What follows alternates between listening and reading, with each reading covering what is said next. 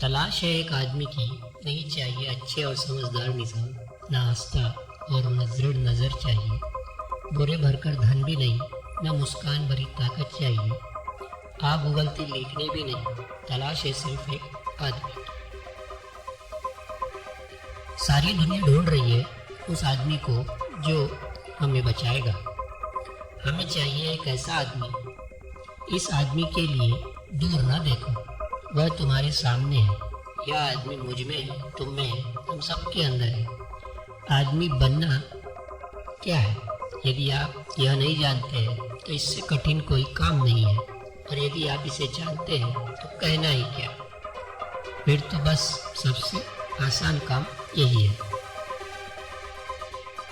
यह विचार है अलेक्जेंडर ड्यूमा के। प्राचीन एथेंस का किस्सा है। डायोजीन्स नामक व्यक्ति भरी दोपहर में लालटेन लिए घूम रहा था। उसे तलाश थी एक संपूर्ण ईमानदार व्यक्ति की। जब वह बाजार में पहुंचा तो बड़ी जोर से चिल्लाया, सुनो ए लोगों, मेरी बात सुनो। जब उसके इर्द गिर्द अनेक लोग जमा हो गए तो उसने हिकारत से कहा, मैंने संपूर्ण आदमी को आवाज दी थी, बौनों को नहीं। दुनिया के हर व्यवसाय, हर काम, हर प्रकार के दरवाजे पर आदिकाल से एक ही इश्तिहार लटका हुआ है, चाहिए एक आदमी। चाहिए एक आदमी जो भीड़ में भी अलग दिखे, एक आदमी जो अपने इरादों पर दृढ़ हो, जो न कहने से घबराता न हो, जबकि सारी दुनिया सिर्फ हाँ कहने की आदी है, जिसकी जिंदगी का मकसद बेहद विराट हो, लेकिन फिर भी वह अपनी किसी भी क्षमता को बौना, अपंग या विकृत न होने दे, जो अपनी किसी एक क्षमता के अधिक विकास के चलते दूसरी क्षमताओं को दबने न दे। तलाश है एक आदमी की जो अपने मकसद से ज्यादा विराट हो, जो अपने व्यवसाय को सिर्फ आमदनी का जरिया भर न मानता हो। तलाश है एक आदमी की जो अपने व्यवसाय में मकसद के साथ साथ आत्मविकास, शिक्षा व संस्कृति, अनुशासन, अभ्यास और मानवता भी देखता हो। ऐसे आदमी की सदैव तलाश रहती है जो अपनी राह खुद चुनता है। दूसरे के पद चिन्हों पर चलने वाले कभी शिखर पर नहीं पहुंच पाते। हर धर्म में धर्म उपदेशकों के अनेकों पद खाली है और अनगिनत धर्म उपदेशक बिकने के लिए बाजार में तैयार खड़े हैं, जबकि हजारों चर्च कमेटियां इन खाली पदों को भरने के लिए चप्पे चप्पे को छानने में लगी है। फिर भी उनका सारा प्रयास व्यर्थ है। अवसरों की भरमार को समझने के लिए यह बात पर्याप्त इशारा करती है। दूसरी ओर इससे यह भी समझा जा सकता है कि एक अच्छे आदमी की तलाश किस कदर कठिन है। तलाश है एक ऐसे बहादुर व्यक्ति की जिसके व्यक्तित्व का कोई भी पहलू कायर न हो, दब्बू न हो। तलाश है एक ऐसे आदमी की जो पूरी तरह संतुलित हो, जिस पर किसी ऐसी विकृति या दुर्बलता का कोई अभिशाप न हो जो उसकी उपयोगिता और शक्तियों को कुंद कर दे। तलाश है एक ऐसे आदमी की जो पूरी तरह सुसंगत व्यक्तित्व का स्वामी हो, जिसने अपनी सारी ऊर्जाओं को अपने जीवन की किसी एक ही शाखा में झोंक कर दूसरी शाखाओं को भरने के लिए न छोड़ दिया हो।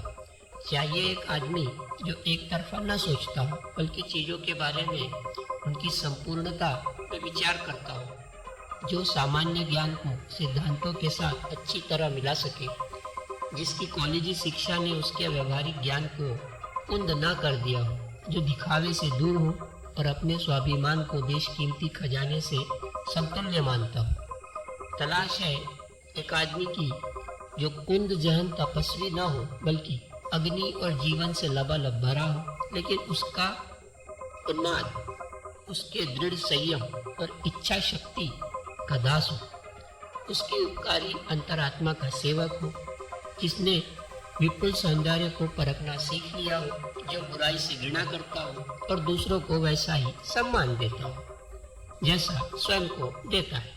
सारा विश्व एक ऐसे व्यक्ति की तलाश में है जो बेहद शिक्षित हो, जिसकी तंत्रिकाएं संपूर्णता के स्तर पर संवेदनशील हो, जिसका मस्तिष्क प्रशिक्षित, उत्सुक, एकाग्र और विस्तृत हो, जिसके हाथों में दक्षता हो, दृष्टि चौकस, संवेदनशील और सूक्ष्म हो, जिसका हृदय कोमल, उदार और सच्चा हो।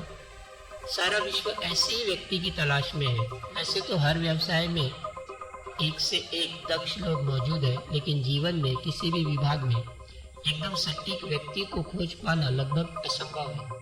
इसीलिए हर जगह पर इश्तिहार बड़े बड़े अक्षरों में मौजूद है, चाहिए एक आदमी। शिक्षा के विषय में विश्व प्रसिद्ध निबंधों में रूसो ने लिखा है, प्रकृति की व्यवस्था में सब लोग समान हैं। मानवता की सेवा उन सबका समान पेशा है और जो भी एक मनुष्य के कर्तव्य का दक्षता पूर्वक पालन करने के लिए पर्याप्त रूप से शिक्षित है, वह अपने संबंधित तमाम पदों को सहजता से सुशोभित कर सकता है। इससे मुझ पर कोई खास फर्क नहीं पड़ता कि मेरे विद्यार्थियों को सेना के लिए तैयार किया जाता है या मैखाने में काम करने अथवा धर्म प्रचार के लिए। प्रकृति ने हमें समाज संबंधी लक्ष्यों से भी पहले मानव जीवन के उपहार से सुशोभित किया है। जो मैं उसे सिखाऊंगा वह जीने की कला है। जब मैं ऐसा कर लूंगा तो वह न सिपाही होगा, न वकील होगा, न संत। पहले वह एक मनुष्य होगा। भाग्य उसे एक स्थान से दूसरे स्थान पर भेज सकता है, लेकिन वह हमेशा स्थिर रहेगा। बैप्टिस्ट ईसाइयों का एक सभा में ठीकने कद का एक पादरी मंच पर खड़ा था। उसने कहा कि अपने बैप्टिस्ट होने पर वह ईश्वर का आभारी है। दर्शकों को उसकी बात सुन पाने में असुविधा हो रही थी, इसलिए एक आवाज है, थोड़ा ऊंची आवाज में थोड़ा ऊंचा उठिए। उसने प्रत्युत्तर में कहा, बैप्टिस्ट बनने से ऊंचा कुछ नहीं है, लेकिन कुछ है जो बैप्टिस्ट बनने से भी ऊंचा है, और वह है इंसान बनना। जैसा कि एमर्सन कहता है, टैलीरेंट का प्रश्न हमेशा एक यक्ष प्रश्न है। प्रश्न यह नहीं है कि वह आदमी अमीर है कि नहीं, उसने कुछ किया है कि नहीं, उसके पास यह क्षमता है, क्या वह यह कार्य कर सकता है, क्या वह शक्तिशाली है, बल्कि क्या वह कुछ है, क्या वह किसी काबिल है। अपने किस्म के लोगों में उसे श्रेष्ठ होना चाहिए। यही वह प्रश्न है जिसका उत्तर संपूर्ण मानवता और टैलीरेंट दोनों खोज रहे हैं। जीवन पथ पर अग्रसर होने से पहले यदि कुछ बनना चाहते हैं तो सबसे पहले मनुष्य बने। इसमें सफल हो गए तो जो चाहे वो पा सकते हैं। जब गारफील्ड किशोरी थे तब उनसे पूछा गया कि वह क्या बनना चाहते हैं, तो उनका जवाब था, सर्वप्रथम मैं आदमी बनना चाहता हूँ। यदि मैं इसमें असफल हो गया तो मैं किसी भी चीज में सफल न हो सकूंगा। मॉन्टेन का कहना है कि हमारा काम केवल मस्तिष्क या केवल शरीर को प्रशिक्षित करना नहीं है, बल्कि आदमी को तैयार करना है। आज दुनिया की एक बड़ी आवश्यकता है कि संपूर्ण मानव जाति सभ्य हो। अपनी विराट सभ्यता के लिए हमारी आवश्यकता है कि आने वाले स्त्री पुरुषों का शरीर तो सुसंगत हो ही, उनकी भावनाएं भी मानवीय हो। शानदार मनुष्यत्व और बेहतरीन स्वास्थ्य से उत्तम और क्या हो सकता है। आदमी व बर्बर तरीकों को अपनाकर आप लोगों को भयभीत कर सकते हैं, पर उनके दिलों में जगह नहीं बना सकते। सभ्य होना सफल होने की पहली शर्त है। हमारे एक से एक बेहतरीन शिक्षा संस्थानों से प्रतिवर्ष हजारों छात्र उच्च शिक्षा प्राप्त करके निकलते हैं। इन संस्थानों का उद्देश्य है कि वे अपने छात्रों को विराट व्यक्तित्व, स्वतंत्रता और आत्मनिर्भरता की शिक्षा दें। लेकिन ये छात्र विराट वृक्षों के बजाय क्षणभंगुर पंखुड़ियां बन जाते हैं। विवेक का उपयोग करने के बजाय रट्टू तोते बन जाते हैं। आत्मनिर्भर बनने के बजाय परजीवी बनकर रह जाते हैं। दृढ़ होने के बजाय बीमार हो जाते हैं। सबल के बजाय दुर्बल हो जाते हैं। तन्ने के बजाय झुक जाते हैं। इतने सारे संभावनाशील युवा, लेकिन संपूर्ण व्यक्ति एक भी नहीं। चरित्र और देह का रिश्ता बेहद गहरा है। एक दुर्बल, बीमार और कृशकाय व्यक्ति अपने अंदर वैसा दृढ़ और स्फूर्तिवान चरित्र विकसित नहीं कर सकता जैसा एक स्वस्थ, हंसमुख और सबल व्यक्ति कर सकता है। मनुष्य के मस्तिष्क में संपूर्णता के लिए अनंत निहित प्रेम होता है। इस मांग की पूर्ति से व्यक्ति उच्चता के शिखर पर पहुंच जाता है। दूसरी ओर कमजोरी अथवा विफलता के प्रति अंतर्निहित घृणा और चिढ़ भी होती है। कुदरत की भी यही चाह है कि व्यक्ति अपनी अवस्थाओं के शिखर पर रहे।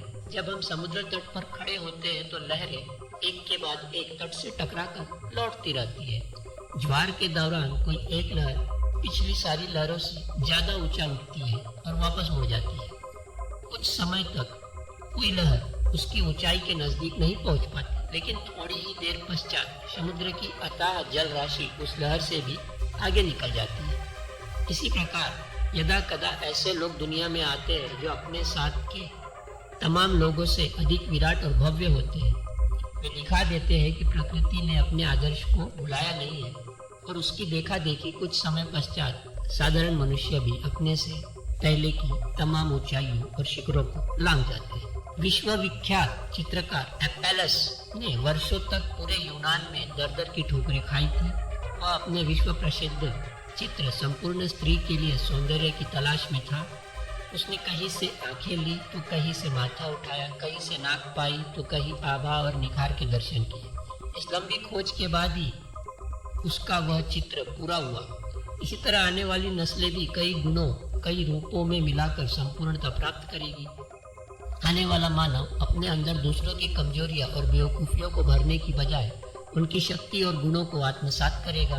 वह परिपूर्ण, संतुलित और अपने स्वयं के नियंत्रण में रहेगा। उसकी संवेदनाएं प्रकृति के नियम के उल्लंघन के जरिए बाधित और कुंठित नहीं होगी।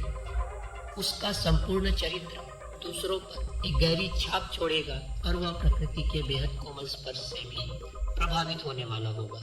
तमाम शिक्षा और अनुशासन के लिए पहली आवश्यकता मानव लकड़ी की है, लेकिन यह लकड़ी भव्य और सुगठित वृक्ष से ली गई होनी चाहिए। ऐसी लकड़ी से ही आप मस्तूल या पियानो बना सकते हैं या उसे महीन नक्काशी में डाल सकते हैं, लेकिन सबसे पहले उसे लकड़ी ही होना पड़ेगा। समय और धैर्य ही अंकुर को एक विशालकाय पेड़ में तब्दील करते हैं। इसी प्रकार अनुशासन और शिक्षा अनुभव शिशु को दिमागी, नैतिक, शारीरिक, मानव रूपी लकड़ी में बदल देते हैं। यदि व्यक्ति अपने यौवन के आरंभ से ही दृढ़ निश्चयी हो, जो कुछ वह कहे दृढ़ सत्य हो, उसका हर वादा सच्चा हो, समय के प्रति पूरी तरह पाबंद और दूसरों के समय का सम्मान करने वाला हो, यदि वह स्वाभिमान को अत्यंत सम्मान देता हो, महसूस करता हो कि दुनिया उसे देख रही है, इसलिए सत्य और कर्तव्य के मार्ग से पल भर भी हटना घातक होगा। यदि प्रारंभ से ही उसका व्यवहार इस प्रकार का हो तो लोगों में उसके प्रति श्रद्धा और भक्ति असीम हो उठेगी। जो भी उसके निकट आएगा उसका वह विश्वास प्राप्त करेगा। बड़े बड़े महलों और साज सज्जा तथा महाद्वीपों तक फैले कारोबार और ऐश्वर्य का उसके सदाचार के मुकाबले कोई महत्व नहीं है। यदि वह किसी भी आरोप से घबराए नहीं, उसका चेहरा पीला ना पड़े, भेद खुलने के भय से छाती पिचके नहीं, वह सीना चीर कर दिखाने के लिए तैयार हो, तो उससे श्रेष्ठ भला क्या हो सकता है। जो आदमी किसी के साथ बुरा ना करे, वह किसी कागज पर हस्ताक्षर कर दे, फरिश्ते भी उसकी सत्यता की गवाही देने के लिए तैयार हो। पराये धन के निकट रहते हुए भी उससे दूर रहे, डगमगाए नहीं और उसकी इच्छाओं और उनकी परिपूर्णता के बीच सदाचार के सिद्धांत के अलावा कुछ ना हो। वह व्यक्ति सच्चे अर्थों में एक संपूर्ण आदमी है और इंसान होना भी यही है। पूरे ब्रह्मांड में मनुष्य सबसे भवत्तम कृति है।